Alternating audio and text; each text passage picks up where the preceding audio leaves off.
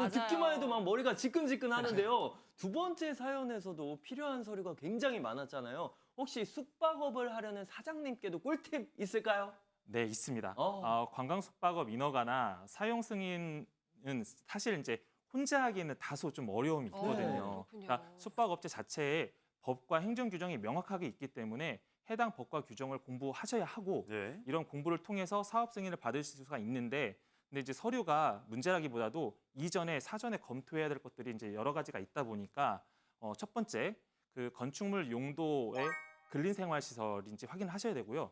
두 번째로는 토지 용도상의 상업지역과 중공업지역인지 확인을 하셔야 되고 세 번째는 주변에 학교와 같은 그 교육시설과의 거리가 어느 정도인지 등을 이런 것까지 봐야 네, 돼요. 맞습니다. 여러 가지를 이제 확인하셔야 됩니다. 그리고 그 관련된 서류를 작성, 제출하시는 것이 좋은데 사실 아까 말씀하셨던 것처럼 이런 사실 자체가 현기증 날 정도로 벌써 어려울 수 있는데 어려워요. 이러한 법과 행정 절차를 행정사와 같은 전문가에게 자문을 구하는 것이 매우 좋습니다. 네, 뭐 요즘 수익이 잘 나지 않는 업종을 숙박업으로 변경을 한다든지 아니면 뭐 살고 있던 집을 펜션이나 게스트하우스로 바꾸는 모습을 주변에서 심심찮게 볼 수가 맞아요. 있는데 자, 이렇게 숙박업을 준비하고 계신다면 꼭 기억을 해두시는 게 좋을 것 같습니다. 맞습니다. 사실 저는 뭐 사업을 해보진 않았지만 사업이라는 게 시작하는 것도 어렵지만 이게 성공하는 건 더더욱 어렵잖아요. 그렇죠. 그렇다면 사업 성공을 위해서 이것만은 꼭 챙겨야 된다. 오. 조언해 주신다면 어떤 게 있을까요? 네, 꿀팁을 말씀드리겠습니다.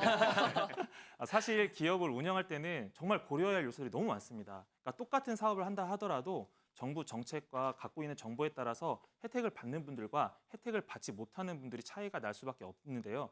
이런 차이가 기업 성장에 영향을 줄 수밖에 없고요. 그래서 꼭 이것만큼은 확인하셨으면 하는 게 있는데 예. 가장 첫 번째는 바로 재무제표입니다. 재무제표. 재무제표는 기업의 성적표라고 생각하시면 되는데 즉 기업이 해당 사업을 잘 할 수 있는지 그리고 그 경영 능력을 점검할 수 있는지 객관적인 기준이 되기 때문에 잘 관리되어야 하고요. 그리고 두 번째는 아까 말씀드렸던 기업 인증과 기술 인증과 정부 지원 사업입니다. 그래서 정부 지원 사업은 정부 정책과 예산에 따라서 매년 달라지기 때문에 우리 회사가 올해는 지원받을 수 있는지 알아보시는 게 좋은데 이때 중요한 게 네. 각종 가점 사항입니다. 가점이요. 네네. 이 또한 기업 인증과 예를 들면 뿌리 기업, 사회적 기업, 장애인 기업, 여성 기업 등과 같은 기업 인증이 있고요.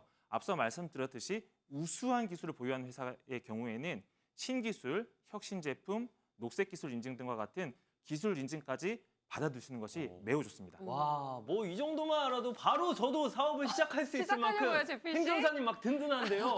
말씀해주신 정보들만 제대로 숙지하고 있어도 기업의 경쟁력도 높이고 생존율도 훨씬 더 높아질 것 같습니다. 네, 그런데 매우 중요한 게 하나 더 있습니다. 또 있어요.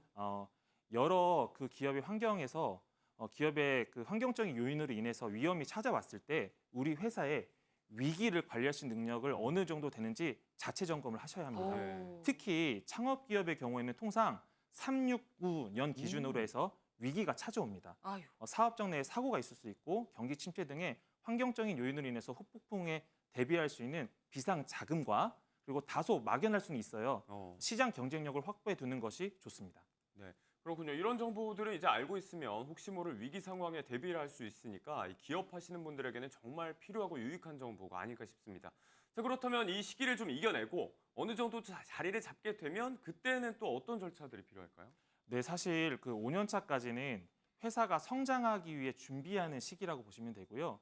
6, 7년 차부터는 소위 말해서 돈을 벌기 시작하고 회사가 성장하는 시기라고 보시면 됩니다. 그래서 이때부터는 매출 규모에 따라서 검토해야 할 것들이 많은데요.